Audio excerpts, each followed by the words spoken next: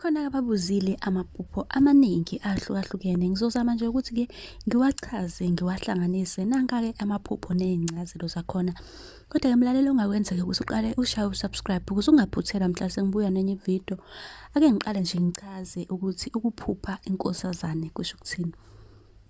Sonke-ke siyayazi inkosazane lelo phupho-ke lisuke lisho inhlahla enkulu, kusho ukuthi khona inhlahla nje uzomele ulindele ezayo nje empilweni yakho.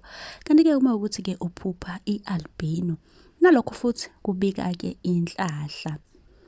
Ukuphupha-ke uthenga esitolo, lokho kusho ukuthi kunento enhle ezayo empilweni yakho. Kusho ukuthi kumele nje ulindele into enhle ezayo empilweni yakho. Ukuphupha-ke ukhuluma nefoni, usuke uxhumana-ke nesithunywa sakho. Bayaningi ababuzile bebuza ngefoni. Lelo phupho lisho ukuthi-ke uxhumana nabadala. Ukuphupha udla umoba, inhlahla-ke leyo nje, kucacile-ke lokho. Baningi ababebuza nalo phupho. Ukuphupha ufishi, nalokho futhi-ke kuyinhlahla. Ukuphupha umnenke, siyazi-ke umnenke ukuthi isilwane nje sihamba kancane sikigobolondo.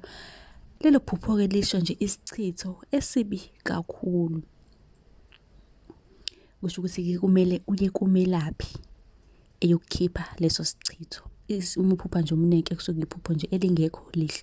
Kunomuntu-ke okushaya ngesichitho. Ukuphupha-ke isanqotho, inhlupheko-ke leyo. Ukuphupha udla, baningi-ke abanenkinga yokuphupha bedla. Omunye-ke ethi yazi kumnandi-ke ukudla ephusheni. Lelo phupho-ke libika idliso elinzima nje kakhulu. Kungenzeka ukuthi khona-ke umuntu ozama ukukudlisa noma uyakudlisa, udliswe yisilwane ukudlisa nje ephusheni, ukudliswa ngephupho. Bese kuthi-ke ukuphupha unikwa ingane encane.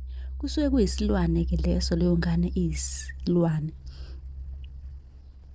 Kodwa-ke kuyahluka-ke nje lokho. Khona ividiyo engiyichazile-ke ngikhuluma ngengane, ngachaza ngendlela ey'hlukene kaningi. Ungaqhubeka uscroll uzobona nje amanye amavidiyo la ngikhuluma khona ngosana.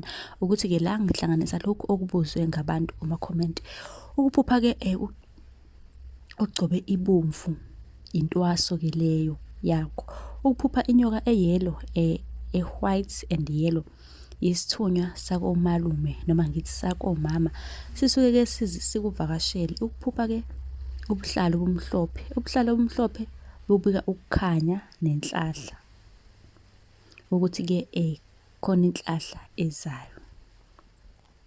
Kanti-ke mlaleli ungakhohlwa phela ukushaya u-subscribe ukuze ungaphuthela mhla sengibuya nenye ividiyo ngizochaza kabanzi.